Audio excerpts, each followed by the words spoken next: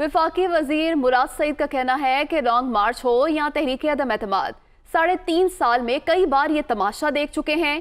سیاسی مخالفین اپنی کرپشن بچانے کے لیے ایک ہو گئے ہیں۔ اپوزیشن ہر محاذ پر شکست سے دوچار ہے۔ ماضی کے حکمرانوں نے صرف قوم کا استحصال کیا۔ جب ڈرون حملے ہو رہے تھے تو آصف علی زرداری نے امریکہ کو یقین دلایا کہ وہ سب سنبھال لیں گے۔ پہلے دن سے یہ تمام جو آچار پارٹیاں ہیں اپنی کرپشن بچانے کے لیے ایک ہو گئے اور ہر موقع پہ یہ کہتے ہیں کہ حکومت جانے والی ہے، یہ بل پاس نہیں ہوگا۔